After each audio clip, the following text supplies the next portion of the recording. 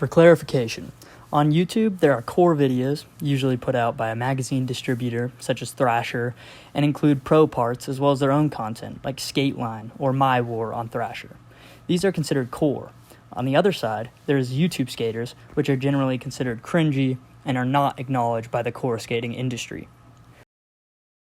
Gifted Hater is the first YouTube skater I've seen that has broken out of this YouTube skater box and received recognition and validation from the core skating industry. Gifted Hater was on Skateline, Quarter Snacks, The 9 Club for his recent street part, and has done interviews with Jankum and Pocket. This kind of recognition from the core skating industry is unheard of from traditional YouTube skaters. YouTube is a job, but you don't send in a resume with your qualifications or interview for the position. For YouTube, you have to convince your audience of your qualifications. Joa is really good at skateboarding. He is much better than most of his audience, and so his opinions are validated because he can walk the walk. Joa is very knowledgeable about skateboarding. He consumes a lot of skateboard media and is experienced at skating, which also gives validation to his opinions. Joa comes across very personable, funny, and smart. Joa is flowed Last Resort on Sci-Fi Fantasy. He is friends with popular pro skaters like Nelly, Big Nacky, Ryan Lay, who are industry pros. This could have an effect since industry people see that he is accepted by some, and therefore are more likely to follow suit. There are many YouTube skaters who are experienced and personable, but few who seem to have the skateboarding knowledge, especially of current skating trends, that Gifted Hater has, and even fewer with the industry connections he has. Gifted Hater is popular, entertaining, and forces the industry to acknowledge and consider his opinions because when he talks about a topic, he gives actual reasoning and evidence to back up why he's making the video.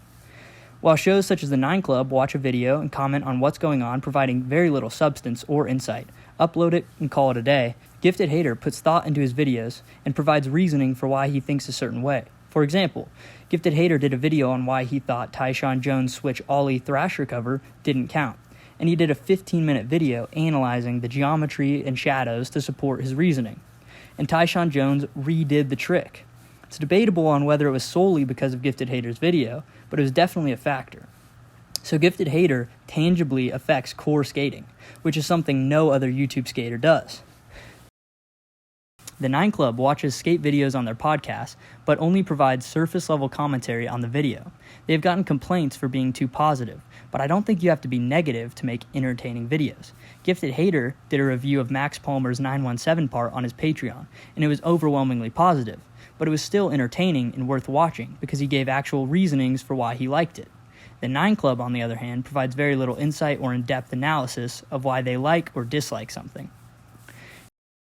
Gifted Hater has received a loyal following and industry recognition because his content is unique and there aren't comparable alternatives.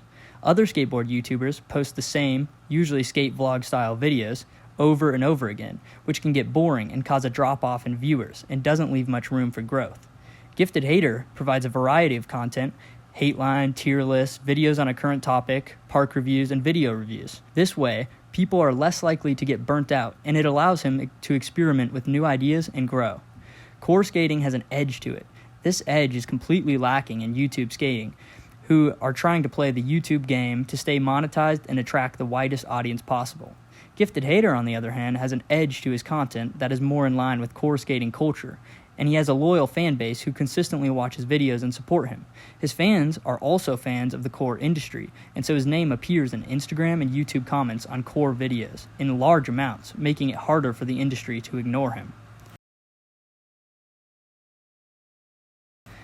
By being realistic and genuine, Gifted Hater avoids falling into the YouTube skater box. Traditional skateboard YouTubers are playing the YouTube game. They have colorful, clickbaity thumbnails, and because of this, I would assume they generally appeal to a younger audience.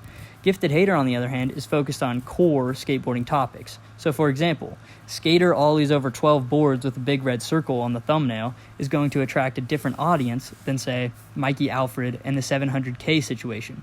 Because nobody who doesn't skate or have investment in core skateboarding culture is going to have a clue what 700K is.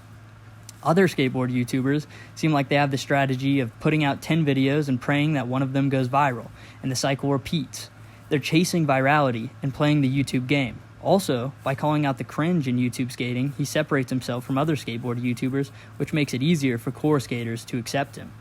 Gifted Hater has built up an audience of people who are invested in the core skating scene, which includes the actual core skating scene. Since no one else is putting out content like Gifted Hater, he is getting attention from core skaters because he is commenting on things in their world. He calls out cringe YouTube skate trends and holds core skating accountable. He respects good videos and content and holds bad videos to a higher standard. Even though he is mostly negative, it seems like his hating is coming from a place of respect and love for skateboarding.